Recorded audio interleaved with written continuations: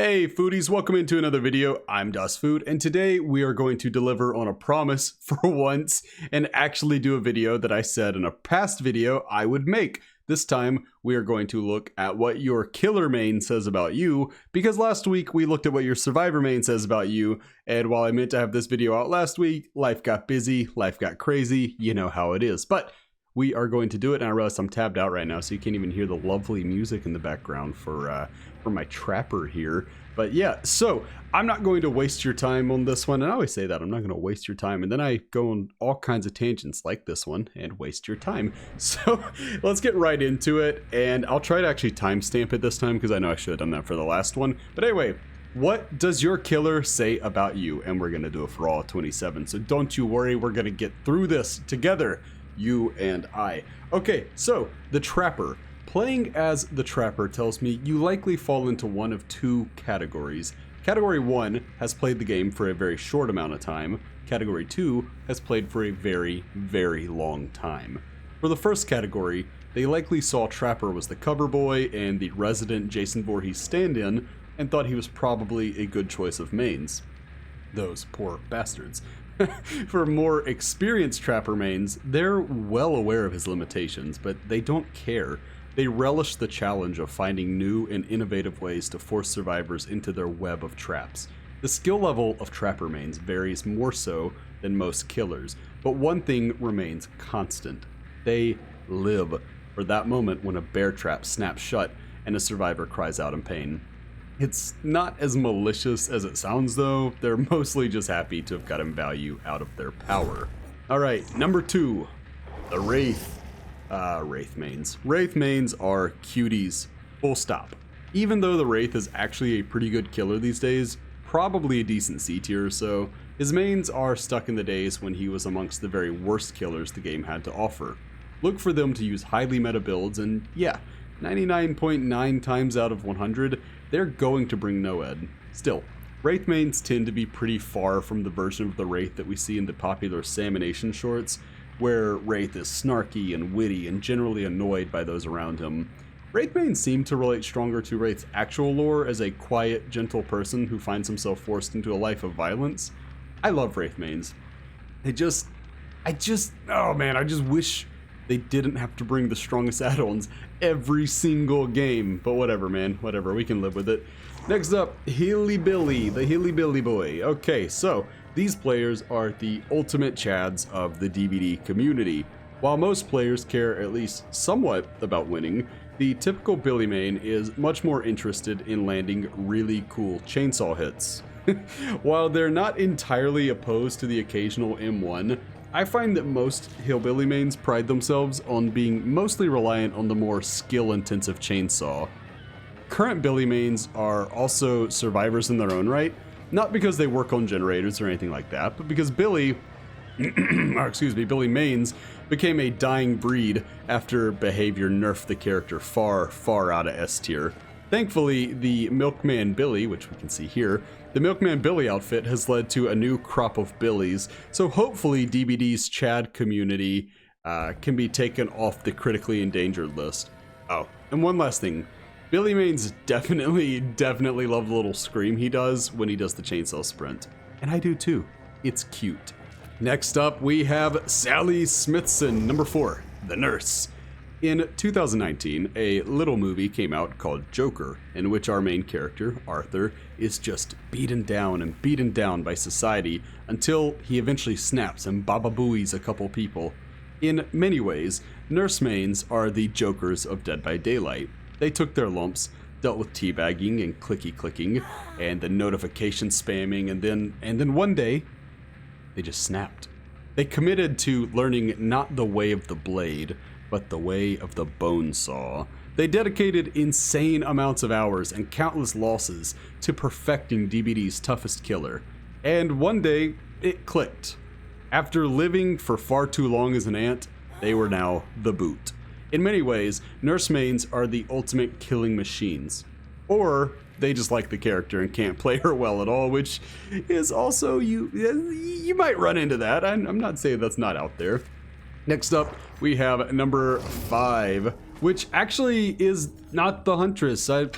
I went off of what the wiki has for the ordering, so number 5 is actually listed as the shape. Sorry. In my Survivor Mains video, I mentioned that characters like Kate and Felix existed mostly as thirst traps, right? So now, despite their monstrous natures, it would be foolish to assume that no killers also fit this role. I think that's fair to say. Michael is a good example of this. Is Michael Myers an evil, unfeeling, killing machine that exists solely to cause pain to others? Yes. But he's also tall, muscular, and unafraid of a little breath play. Michael may be the dreaded shape, but he's also the strong, silent type. And you can't... Nope. And you can bet, there we go, and you can bet that a good portion of his player base is sexually attracted to him, at least to some degree. It should be obvious, but his mains are also likely to be big fans of the Halloween franchise, but don't ask them about Halloween 3, which was the only film to not feature their beloved object of obsession. Next up, we have the Hag. And don't worry, Huntress mains, we are going to get back to the Huntress in just a little bit. This is in order of release, so I really don't know why she got slotted there in DVD, but you know, we can work around it. So, number 6, Hag. People who main the Hag likely think of themselves as being smarter than the average killer main, and why wouldn't they? The Hag takes careful planning, mechanical skill, and a little bit of luck to play effectively against good teams. At her best, Hag is an amazing killer that can hold her own against any opponent. At her worst, she's what you'll see from 80% of Hag players. All these numbers are sourced from Trust Me Bro, by the way, so don't ask. People who main Hag may enjoy her diminutive stature, but I'd suspect more of them like her because of her feral, unhinged nature. Playing killer can make you feel really, really powerful, and I think Hag players really enjoyed this aspect of the role. Next up, we have number 7, the Doctor. So, what's the most fun part of Dead by Daylight? It's the chases, right? But what happens when there are no survivors to chase? I'm not even on the Doctor right now. I'm so sorry, Doc. I'm sorry. I didn't mean to linger on the Hag so long. Oh, geez, Doc, forgive me. Yeah, but anyway, what happens when there are no survivors to chase? What happens when the survivors would rather crouch around the map and immerse their way through the trial? What happens, my friends, is Doctor mains are created. These players hate stealth, and are likely not very good at tracking, which I can say because I'm terrible at tracking, so hey, I'm not throwing stones from a glass house here.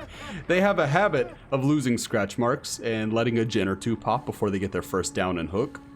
And you know, even if they are skilled in tracking and chasing, Dr. Mains love that they know where most survivors are at virtually every moment of the trial. They probably also get a strange satisfaction out of zapping survivors, and look, I'm using a lot of probablys. They definitely enjoy the little giggle Doctor does when he gets stunned. As you can kind of hear him doing right here, he's kind of giggling already. Next up, the Huntress. We can finally get this thing back on track, because from here on out they'll all be in order. So you know that'll just be so nice. So Huntress, the Huntress, the killer people play either because they love her mechanics or because she's a thick Russian and they want to climb the bunny mama like a tree. As somebody who also enjoys a big booty killer who throws projectiles, you'll get no judgment from me. Huntress checks a lot of boxes that people may look for in a main. She has a great backstory, a striking design, and perhaps most importantly, her base mechanics are just fun. It's fun to throw hatchets. Huntress mains enjoy the character because throwing hatchets is easily one of the most rewarding things a player can do in DBD. Her skill ceiling is nearly limitless, and she takes far less time to get good with than somebody like, say, the Nurse, or even, I would argue, the Blight. When it comes to killers, Huntress is a 10 out of 10 and the complete package, so it's no mystery as to why her mates chose her. Next up, we have number 9, the Cannibal. And last time I called him the Cannibal, I got in trouble for it because his name is Bubba, so we will refer to him by his name. Dead by Daylight's resident chili enthusiast, Bubba mains are amongst the most misunderstood creatures in this entire world. They have been assigned a reputation as lazy, as mean-spirited campers who generally lack skill, but this isn't fair. while it's true that the Basement Bubba meme came to be for a reason, I'll acknowledge that, most Bubbas are good-natured jokesters who mainly play the character because they're in on the joke, not because they don't know about the joke or because they harbor some strange hatred for the other side. There was a time where a greater number of toxic players used Bubba, but the character is far more wholesome following his power rework, which now emphasizes skill over camping, and the removal of the smart face mask. And while I am admittedly a deeply flawed man, one thing I am not is a sexist. So, let's go on and do like we did for the Huntress and point out that Bubba's got a hell of a dumpy, which may bring in more players. Next up, we have a man with no dumpy. That's right. This is the Nightmare, who we'll call Freddy for, obvious reasons. If Bubba is Dead by Daylight's resident chili enthusiast, Freddy is the resident Redditor. His terrible posture, ugly sweater, and tacky fedora all fit the bill, and it doesn't help that he's got this incel-like need to assert that he would be, quote, the man of your dreams if you just give C-tier killers a chance. As for his mains, they're likely much cooler than Freddy himself. This is a character that's been through the ringer over the course of his time in Dead by Daylight, and those who still main him, they've got to have nerves of steel at this point. There have been times when Freddy was fun, but weak. And then he was reworked, and he was strong, but unfun. And now, they really hit the perfect balance here. He's weak and unfun. It's safe to say his mains have seen it all, and they are likely stronger for it, because hey, what doesn't kill you makes you stronger, right? Well, I'm not entirely sure why somebody would main modern day Freddy. I mean, he doesn't even look like Robert Englund, for crying out loud. Like, that's the one thing they could have done to win some people over. I'm just going to play it safe and assume that they are big fans of the film series from which Freddy comes. Probably also safe to assume that they say bitch after every hit or every interaction with the survivor too, because if this is not why they're playing the character, I don't know at this point. Maybe it's the little thing he does with his knives after he gets a hit, that little yeah, he just did it as I was saying it. That's about it. I don't know. Next. Pig! We got the piggy. We got Amanda Young. Okay, so unlike Freddy, the pig has never been good. What she has always been, though, is cute as hell. And this isn't the same kind of cute I would use to talk about Huntress or Bubba. This is a cute more akin to, say, the Wraith, right? So, pig players are nothing like Amanda Young herself. This is not about relatability to the character, though there is a case to be made that they have some things in common with the actress who played Amanda, Shawnee Smith, who seems like a lovely person in every interview I've ever seen her in. Far removed from Jigsaw's motto of purification through pain, pig mains are more interested in having a good, wholesome time. They may or may not be interested in snoop boots. Snoop boops? I need a blooper reel, dude. Snoot boops. I mixed up the T and the P. I see. They may not be interested in snoot boops, but let's be honest, they're probably extremely interested in snoot boops. So, look, is it possible that they don't care about you pressing their nose? Yeah, it's possible, I guess. It's not gonna happen, but it's possible. Much like the doctor's giggle, pigmains also love the way she squeaks when stunned with a pallet. Add in that pigs themselves are cute, friendly animals, and this is a match made in piggy heaven. Whew, okay. Big entry time. It's my boy. Number 12. The clown. Let's go. My main and the only killer I would trust in a bottle toss competition, the clown's appeal can be boiled down to a single word. Girth. Seriously, you only thought Trapper, Huntress, and Bubba were thick. Compared to Clown, they may as well be twigs. This is advanced thickness we're dealing with here. Other than that, the appeal of the Clown can be hard to place. He's not good enough to be seriously threatening to survivors, but he's not bad enough that there's an obvious fix to make him better in a future patch. Overall, I think Clown mains are just kinda like the Clown himself. Insane. Seriously, maining this character is a sign that somebody isn't quite right in the head. I mean, how else could you explain it? It's gotta be the girth, the insanity, or both. And we all know it's both. Even though for me, it's actually because chat kept telling me to play the clown and I developed Stockholm Syndrome. And then I discovered I can do the clown laugh pretty well. It's like, hey, look, a talent. I have a talent. I can hit them with the... and it's like, hey, well, that's neat. That's a thing I can do. So I guess I'm stuck here now. Please send help, please. Oh, God. Anyway, next up, we have number 13, the Spirit. A scantily clad Japanese woman who happens to be one of the strongest killers in the game. Gee, I wonder why anyone would main the Spirit. Jokes aside, Spirit mains aren't just horny weeaboos living to worship their tsundere queen. Most of them, I believe, actually feel sorry for the Spirit and resonate strongly with her backstory.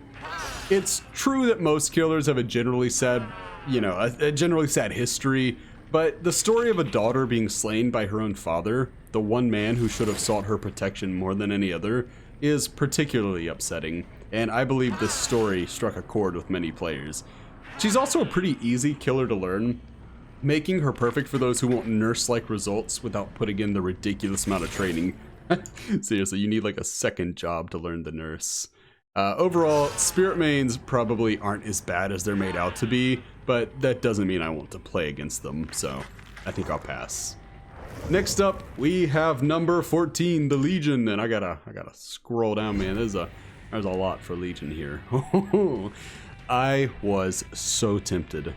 I was so very tempted to just say hot topic and move on, but I don't want to rob Legion mains of the content they've been waiting patiently for. So, here we go. What playing as the Legion says about you. If you play Frank, I assume you're drawn more to the Legion as a whole than to a specific character. With all due respect, Frank, is he actually anyone's favorite character? His society bad, me deep worldview is tiring, it's hackneyed. We've heard it all before, we've seen it all before. It just reeks of teenage angst. But he does deserve credit for being the catalyst that united the Legion as a group. I may be wrong, but I would guess that Frank mains care less about him and more about the group as a whole. And as with all Legion mains, they likely enjoy the Legion's alt aesthetic and the ability to run fast and stab, which, as science has proven, is super fun. Which I realized I did all of that while on Joey. So sorry, Frank. Hold up, we'll get Frank in the video. Here we go, here's Frank. Yeah, there's old Frankie boy. I am so sorry, Frank. From now on, we'll try to put them in the video when we're talking about them. Next up, we have Julie. As for Julie mains, I'm at a bit of a loss.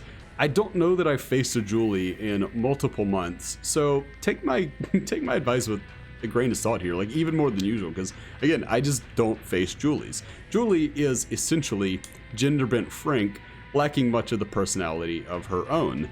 She's really just the Usos to Frank's Roman Reigns. He's clearly the main event here. Julie mains, I would suspect, like the Legion as a whole, and are more just physically attracted to Julie than to Frank, which makes a certain amount of sense given that she's actually got a few really cool outfits. I like that she's got plaid because I wear like exclusively plaid. Easily the most... hold up, I gotta switch to, where is she? Where's Rat Girl? Here's Rat Girl. Alright, easily the most popular member of the group, Susie mains are here for her, not for the Legion as a whole, which is, I think, where they're different. They may like Frank, Julie, and Joey, but in their eyes, this is the Susie show. And for as much as I want to poke fun at them for playing the most overused Legion member, I get it. Susie is shy, impressionable, and far from the popular type. She's kind of frumpy, and we even know that canonically she wears braces, which I can confirm is not fun. She was also hesitant to kill the janitor, allowing herself to maintain a shred of humanity in a sea of just evil, vile killers. As players do when choosing a survivor main, Susie mains likely chose this character because they see themselves in her. For many, Susie is relatable, which in turn makes her lovable. Oh, but what about Joey? You haven't talked about Joey yet. Well, that's easy. People who play Joey are complete chads, and they have massive At number 15, we have the Plague. So, we call this character Vommy Mommy, and I'm supposed to pretend that there's not a sexual element as to why people enjoy this character. She's tall, and pre-disease she was extremely beautiful, so that certainly plays a role. More importantly though, she offers a really unique style of gameplay that no other killer can replicate. She places survivors in this ultimate damned if you do, damned if you don't situation, where their options are to stay perpetually injured or to cleanse and give the plague her red puke. In a time where Circle of Healing and medkits have rendered Killer almost unplayable, Plague counters these issues with ease. She was also the first killer to talk, which I don't think that really impacted anyone maining her, but it is kind of a cool fun fact that she was the first killer in the game to actually speak, even if it was in ancient Babylonian and nobody can understand it. Now, given her role in the, given her now meta strength, and the buffs she received fairly recently, I'd suspect there are quite a few new Plague mains, which is a good thing because Circle of Healing. Number 16 is the Ghost Face, the Ghost Space Face. My personal favorite stealth killer. I'm gonna go out on a limb here. This one's gonna be the one I think I'm gonna get the most comments saying like, yeah, you got this one wrong. But you know what? I'm gonna go for it. I'm gonna be bold. I'm gonna do it. So I feel like the Ghost Face. Oh, I just called him the Ghost Face. Oh no. I feel like Ghost Face is made for millennials. That may seem like a weird stance to take, but hear me out on this one. So the original Scream came out in 1996 and was intended for a newer, younger generation of horror fans. Not kids, mind you, but still younger, right? And then Scary Movie came out 4 years later and aimed for a similar audience while also using the Ghostface mask. In many ways, millennials own Ghostface in the same way that Gen Xers own icons like Jason or Freddy, and Zoomers will own whatever comes next in horror. All of that to say, I feel like the player base for Ghosty is disproportionately aged from their mid-20s to their early 40s. If I'm wrong about this, then maybe players are just drawn to Ghostface because he feels much more like a real serial killer than most characters. While he is still just a guy with a mask, Ghostface has no superpowers, no special abilities. He's not a god or a demon or anything like that. He's just a guy. He's just another human. He has weapons, surveillance equipment, and time to kill. True crime fans will probably eat this character up, due in large part due to his more grounded nature. Unlike number 17, the Demogorgon. EBD's best boy. Almost definitely fans of Stranger Things. Demo mains enjoy many aspects of this character. The Demogorgon is underrated in its strength and fares well against even good teams. Its power is both fun and versatile, and nowadays it's actually a bit of a flex to show that you own the Demogorgon at all. Still, I think these are just minor positives for most demo mains, who mostly just enjoy the character because it's a cute monster puppy. Survivors also seem to love facing the Demodog, so I think that honestly demo mains, they don't like not positivity, they don't like negativity or toxicity, and they just want to have a good time with it. Much like the good boy in question, demo mains are cute and wholesome. Hopefully Netflix doesn't take them too. Up next we have number 18. Wow, this list is kind of flying by. 18 already. Ooh. Number 18 is the Oni, who I have here in his beautiful Minotaur skin, which I actually think may be the best skin behavior ever added to the game. I love this skin. Anyway, an odd combination of Michael Myers, the Hillbilly, and the Plague, Oni is a Giga Chad that only a few are worthy of maining. He's basically an M1 killer who occasionally goes all ooga booga and breaks out the whooping stick. While the basic aspects of his kit aren't great, being able to demon dash more than makes up for it. Maining Oni has nothing to do with his backstory, or probably even his look, though his look is pretty damn cool. I mean, see for yourself. Maining Oni, though, is all about the joys of demon dash and hitting really difficult, impressive flicks. This character gets a perfect 10 for fun, and he even has a popular Mori to boot. It's not my favorite, but a lot of people seem to love it, so, you know, my opinion's not always the right opinion. If there's something to dislike about Oni, I'm not seeing it, and I'd assume his mains feel roughly the same way. Maybe a long shot, but the thrill of a demon dash leads me to assume Oni mains are also probably big fans of things like roller coasters, but let me know down below if that's at all accurate. Maybe I got that one wrong. Next up, number 19, the Deathslinger, the Deadly Slinger, the Deadly Slinger. When it comes to defending your choice of main, you don't have to say anything to justify choosing this cowboy. Deathslinger is the rootinest, tootinest cowboy any side of the Mississippi and draws a perfect score in the cool category. Add on to this that he literally brought a gun to a knife fight, and the appeal of this character is pretty obvious. He also calls the Dead Dog Saloon home, which is great because it's easily a top 3 map. One nice thing about Slinger is that he serves as a good introductory character despite his really high skill ceiling. Players coming in from games like Apex, Overwatch, or really any other shooter are likely to enjoy the only killer with a gun and may even play him better than they would play easier killers who require more DBD specific knowledge. Again though, let's be honest and admit that 9 out of 10 Slinger mains are just in it because cowboys are really, really cool. Next up, we have number 20, the Executioner. Let's go. Let's go. How long has it been? How long since I last objectified a killer based on their looks? Too long? Okay, well don't worry. We're back at it again with the Executioner, better known as Pyramid Head. Equipped with a towering stature, bulging biceps, and thighs thick enough to crack a watermelon, Pyramid Head looks like what would happen if you cast a pro wrestler to play a horror villain. More than just visually appealing though, Pyramid Head is also a fascinating character that comes from one of horror's most iconic video game franchises. Silent Hill fans were undoubtedly ecstatic to pick up and play as Pyramid Head, and there's little doubt that they're glad with what they found. Pyramid Head is an absolute beast, ranking easily as one of the strongest killers in the game. As for his mains, they get a character who is cool, powerful, and yep, he's hot. Okay, number 21. We're in the 20s, baby, which I guess we were in the 20s at number 20, but hey, math was never my thing. Unless there are a lot of Dr. Jekyll types playing DBD, I'm going to assume people aren't picking the Blight because of his lore, or because of any relatability. More likely than not, people choose this killer because he is currently the 2nd or 3rd best killer in the game. Unlike some of the other meta killers though, there's nothing easy about playing Blight. He doesn't really give you anything for free. This character suffers from random objects seemingly being made out of butter, leading him to slide off them and waste his power. Because of this, maining Blight requires continuous trial and error.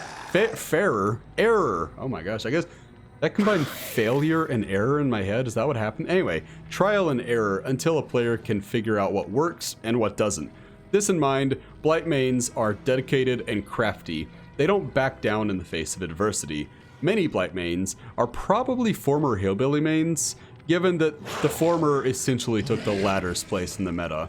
Much like with Legion and Oni though, I also think there's just a healthy portion of Blight player base that doesn't care at all about meta and just enjoys going really, really fast. At number 22, we have the Twins. The Twins. Congrats to all of the Twins mains who patiently waited for your character's spot in this video.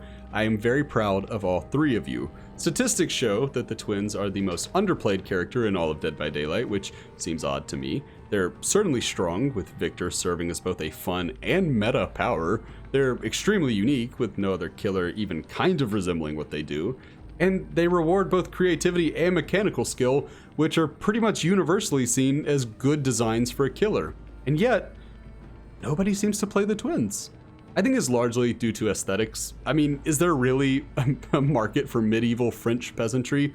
And the fact that you can't customize how Victor looks, which was a major missed opportunity. I mean, debatably from a cosmetics point of view, the greatest missed opportunity in the history of the game. Because who cares about customizing like the body of Charlotte and all that? No, we want to customize the baby.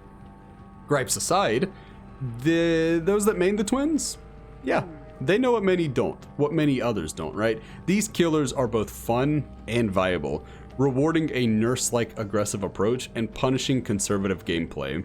While there are many minor improvements to be made, I think most Twins are probably happy with where the character is and just wish behavior would stop nerfing their add-ons for pretty much no reason at all. Okay, Trickster. We got Trickster up next. Ooh boy, I'm always terrified of talking about Trickster because people have strong opinions on the Trickster. But the Trickster, so if you main the Trickster, you don't have to tell me that you like K-pop. I'm well aware. Not that that's a bad thing, mind you. In making the Trickster, Behavior did something interesting. They targeted a very specific and lucrative demographic and went all in. They pushed all their chips to the middle of the table. Instead of trying to appeal to everyone like they usually do, the dev team created a killer that they knew many would dislike, but that would also be a smash hit with certain players. For all intents and purposes, the gamble seems to have paid off. Trickster is massively popular with K-pop fans, gaining his own stance just like a real performer would. His mains think that he's the best thing to ever happen to DBD, and likely couldn't care less about the meta. It doesn't hurt, obviously, that the Trickster is essentially just a weaker but easier Huntress. Ji-woon is also the most human and obviously attractive of the killers, so it's not hard to tell why he would have his supporters. So long as Trickster mains don't embrace the stereotypical toxicity of stan communities, they're fine in my book. Next, we have 24, the Nemesis. So just as Trickster mains don't have to tell me they love K-pop, Nemesis mains don't have to tell me they hate palettes. Believe me, I know. We all know. If Nemi's lone goal in Resi 3 is to hunt down stars, not the, no article needed. His goal in DBD is to find and eviscerate all palettes. Nemi mains also get to enjoy the power trip that comes with playing this character, seeing as though it's tough not to feel kind of invincible with his rapidly scaling power and his thundering combat boot footsteps. One note on Nemi mains is that you don't need to complain about the zombies to them. Believe me when I tell you, they're well aware of the zombies' problems, and they probably hate the zombies even more than you do. Even so, Nemi mains live for the moment when a zombie actually comes up clutch and makes a meaningful impact on the game. It only happens once in every 10,000 games, but whoo boy, what a rush when it does. Next up, we have number 25. Let's hear it for day 25. Oh my gosh, in my script, I listed him as the Pinhead. I must have been tired towards the end. I must have been kind of tired. Anyway, I feel like Bart Simpson in that one episode where he gets famous based off of a single catchphrase. But in this case, instead of saying something as innocuous as "I don't care," I'm expected to say something about boxes being opened and coming. Lovely. Well, I'm not gonna do it. I'm going to play this entry completely straightforward and pretend there's not a giant, sticky elephant in the room. Pinhead mains, or Chatterer if you're feeling fancy, are like many licensed mains in that they probably enjoy the franchise the character comes from. That's a good thing, because Hellraiser is a certified classic, and Hellraiser 2 is an underappreciated gem. And for all of its stupidity and flaws, I even find myself enjoying Hellraiser 3, which basically earns its place in my heart for that one Cenobite that launches vinyl records from his face. Look it up. Pinhead has an S-tier look and a solid power, both of which are likely enticing to those who are looking for a killer main. He's also got a pretty unique BDSM aesthetic, which, hey, if that's what you're into, more power to you. Overall, he's an excellent choice, and if you choose to ride with him, you'll be glad you came. Number 26, the artist. Ay, mi carina dulce. No killer has been the victim of unfortunate timing quite like the artist. There is nothing wrong with this killer, per se, other than when she was released.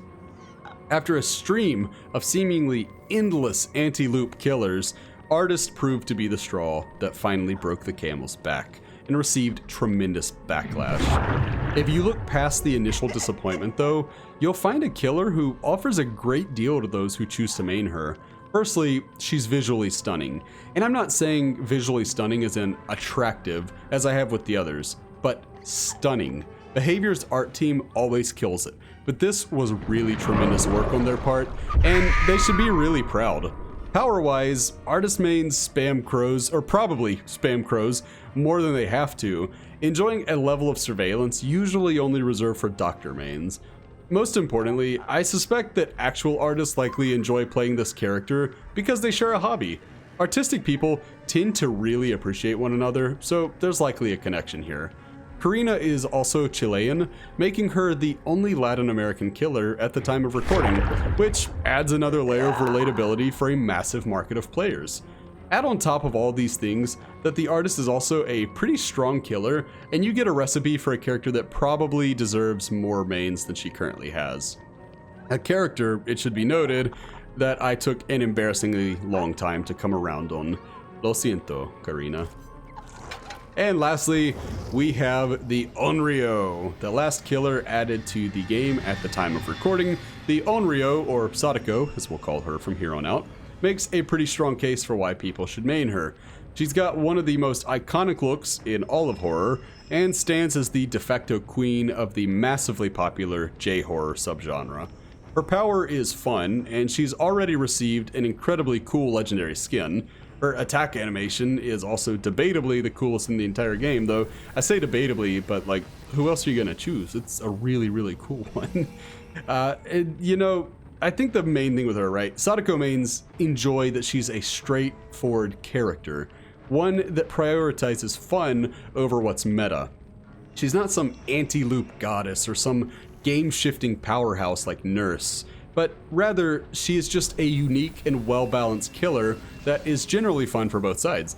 As is the case for many killers, her backstory is quite sad, so expect empathetic players to be drawn to her. But hey, that's gonna do it for me. We're gonna take it off of here so that we don't show any favoritism. Give Sadako, well, I guess she still gets screen time, never mind. Anyway, that's gonna do it for this video. If you did enjoy it, please do like and subscribe. Remember that I do stream on Twitch. We have a good time over there. It's das_food. Thank you so much. I've been seeing a lot of you guys coming over and I really do appreciate it. We are on the road to 1,000 followers, so I hope you can help contribute to that. And if you already have, thank you. Thank you, thank you, thank you. Thank you so much for watching my videos. Thank you for supporting this community. Thank you for being who you are. And I hope to see you around for the next one. But until then, I've been DasFood. Bye, friends. I've been dreaming on in my head like I've seen it. A life worth living is a life with meaning. I'll do what I love till my heart stops beating. I'm feeding this demon. Got a taste, can't erase bitterness in my